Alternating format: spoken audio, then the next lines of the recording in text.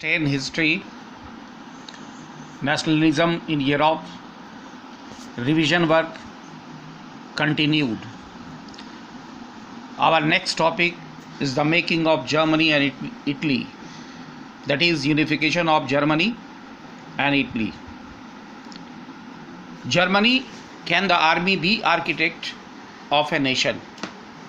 Nationalist feelings were widespread among middle classes of Germany to unite it. These liberals were supported by rulers, military, and large landowners, that is called Junkers. Prussia started the movement for national unification under the leadership of Otto von Bismarck. 3 wars over 7 years with Austria, Denmark, and France ended in Prussia's victory. In January 1871, Prussian King William I was proclaimed German Emperor in ceremony held in Versailles. Princes, army, representative, important Prussian ministers, including chief ministers, Bismarck gathered in Hall of Mirrors to proclaim the new German Empire.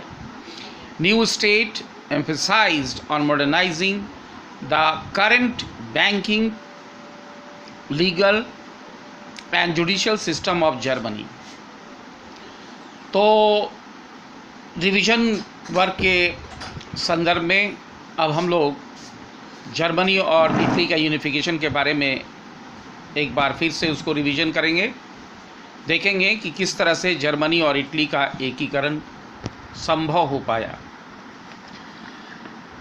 राष्ट्रवादी भावनाएं बहुत तेज़ी से मध्यम वर्ग के लोगों के द्वारा जर्मनी में फैलाया जा रहा था ताकि पूरे जर्मन के लोगों को यूनाइट किया जा सके, और इस काम के लिए जो सहयोग देने वाले लोग थे उनमें कई रूलर्स थे, मिलिट्री मैन थे और लार्ज लैंड ओनर्स थे, बड़े बड़े ज़मींदार थे जिनको जर्मनी में जंकर्स के नाम से जाना जाता है।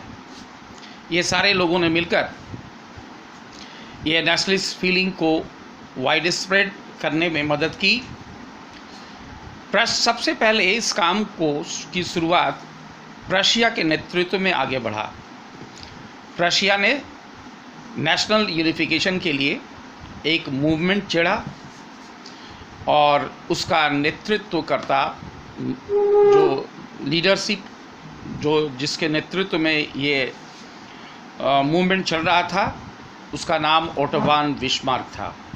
यानी बिस्मार्क के नेतृत्व में ही वहाँ wide spread feelings wide spread की जा रही थी, राष्ट्रवाद की भावना को बढ़ाया जा रहा था, यूनिफिकेशन का काम आगे बढ़ाया जा रहा था। और राष्ट्रवाद की भावना को बढ़ाने के लिए, लोगों को यूनाइट करने के लिए 3 महान युद्ध करने पड़े। इस रास्ते में 3 महायुद्ध करना पड़ा। एक युद्ध ऑस्ट्रिया से, दूसरा डेनमार्क से और तीसरा फ्रांस से। ये राष्ट्रवाद के रास्ते का अवरोधक थे, इनको दूर करने के लिए युद्ध का सहारा लेना पड़ा और अल्टीमेटली पर्शियन आर्मी को विजय मिली, विक्ट्री मिली। जनवरी 1871 में पर्शियन किंग विलियम को जर्मनी का नया एम्परर घोषित किया गया और उसे सिंहासनारूढ़ किया गया। जब उसका ताज पहनाया जा रहा था उस समय पर्शियन प्रिंसेस, आर्मी, उसके रिप्रेजेंटेटिव और इम्पोर्टेंट पर्शियन मिनिस्टर्स जिसमें बिस्मार्क भी था, ये सारे लोगों को एक बड़ा सा हॉल था जिसे हॉल ऑफ मिरर्स कहा जाता है, और वहाँ नए शासक को वहाँ सिंहासन पर बिठाया गया, यानी वहाँ का शासक घोषित किया गया। नए स्टेट भी वहाँ इमर्स किए गए। उसके बाद फिर मॉडर्नाइजिंग का काम चला, बैंकिंग और लीगल और जुडिशियल सिस्टम्स को बेहतरीन करने की कोशिश की गई। तो इस तरह से ये जर्मनी का यूनिफिकेशन संपन्न हो गया। उसके बाद आता है इटली। इटली भी जैसा कि हम लोग जानते हैं कि वो भी कई भागों में बटा हुआ था और उसका एक पूरे इटली का एक स्वतंत्र अस्तित्व नहीं था। अलग अलग भागों में अलग अलग शासक थे जो लगातार अपने स्वतंत्र करने के लिए संघर्ष कर रहे थे। Italy was also disintegrated in several dynastic states. Out of 7 states, Sardinia, Piedmont was ruled by an Italian ruler.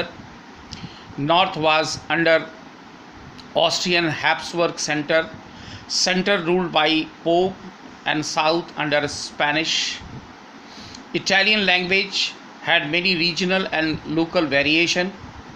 Giuseppe Mazzini put together a program for a unitary Italian Republic, also formed a secret society, Young Italy.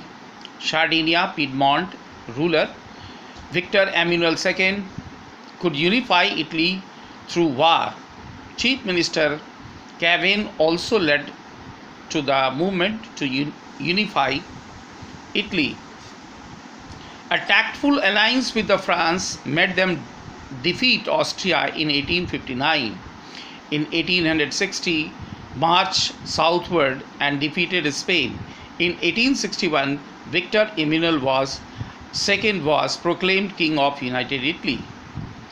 तो अब हम देखते हैं कि Germany के बाद Italy का किस प्रकार यूनिफिकेशन हुआ, किस तरह से उसे एक किया गया, एकीकरण किया गया।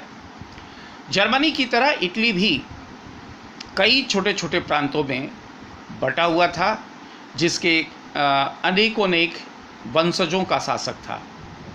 आमतौर पर कहा जाता है कि इटली 7 भागों में बटा हुआ था, 7 स्टेट्स में बटा हुआ था, जिनमें अलग अलग शासक शासन कर रहे थे। सार्डिनिया पिडमोंट का जो इलाका था उसमें इटालियन रूलर का शासन था। नॉर्थ में ऑस्ट्रियन हैब्सबर्ग का शासन था और मध्य भाग में पोप और दक्षिण में स्पेनिश रूलर का शासन था।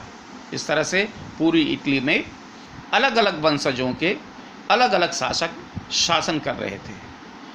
इटालियन लैंग्वेज जो था वो कई क्षेत्रों में बोली जाती थी, लेकिन पूरे देश में इटली भाषा को राष्ट्रीय दर्जा नहीं मिला था। इटली के यूनिफिकेशन में सबसे बड़ा योगदान जूसेपी मैज़नी को जाता है। उसने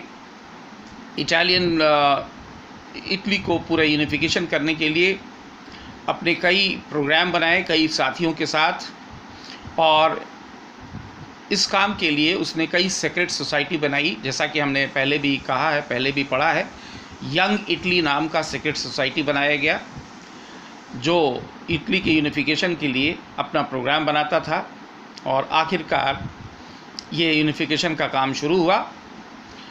सार्डिनिया पिडमोंट का जो रूलर था विक्टर एम्यूनल II, वो उसके प्रयास से इटली का एकीकरण संपन्न हुआ। यहाँ भी कुछ युद्ध करने पड़े। चीफ मिनिस्टर कैवेन भी इस मूवमेंट में शामिल हुआ और इटली को एकीकरण में सहायता की, और कुछ युद्ध और कुछ डिप्लोमेटिक अलाइंसेस या टैक्टफुल अलाइंसेस, बहुत ही कूटनीतिक का सहारा लेते हुए संधियाँ की गई फ्रांस से। फ्रांस के साथ एक संधि हुआ और इस संधि के बाद ऑस्ट्रियन आर्मी को हराया गया 1859 में, 1859 में।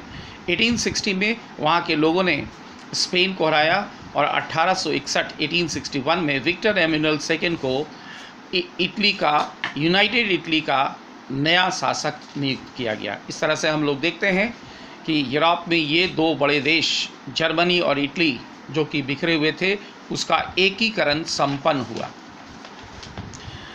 मेरा अगला टॉपिक होता है the strange case of Britain. तो जिस तरह से इटली और जर्मनी का यूनिफिकेशन हुआ, ठीक उसी तरह से ब्रिटेन की हालत भी थी। ब्रिटेन भी कई भागों में बटा हुआ था और वहाँ एकीकरण नहीं हो पाया था, वो भी एक स्वतंत्र देश के अस्तित्व में नहीं था। तो यहाँ के लोगों ने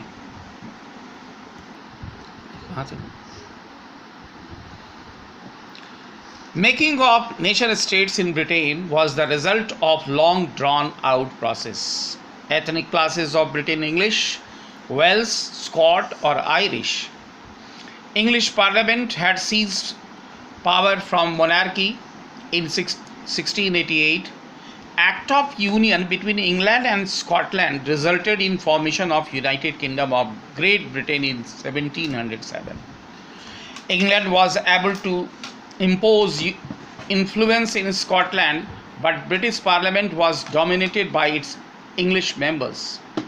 Catholics of Scottish Highlands suffered terrible regression. They were forbidden to speak their Gaelic language or wear their national dresses. Ireland was divided between Catholic and Protestants. Catholics' revolt against British was suppressed. After a failed revolt led by Wolfe Tone, Ireland was forcibly incorporated in United Kingdom in 1801.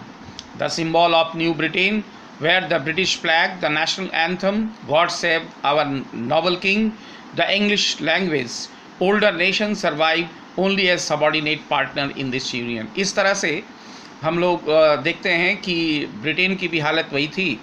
Britain भी यहाँ कई भागों में बटा हुआ था, जिसमें English, Wales और स्कॉट और आयरिश लोग थे, और इन लोगों को साथ में मिलाकर यहाँ पर भी एक यूनिफिकेशन किया गया। और जब ब्रिटेन का यूनिफिकेशन हुआ तो इसे यूनाइटेड किंगडम के नाम से भी जाना जाता है।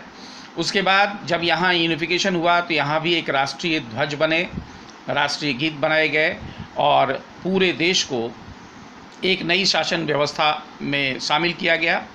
यहाँ क्रिश्चियनिटी में कैथोलिक और प्रोटेस्टेंट दोनों लोग शामिल हुए थे। तो आज हम लोग यहाँ तक ब्रिटेन तक हम लोग ने रिवीजन किया, और कल आखिरी हमारा रिवीजन होगा और उसमें होगा विजुअलाइजिंग द नेशन और नेशनलिज्म एंड इम्पेरियलिज्म। तो अब तक के लिए टिल देन, थैंक यू।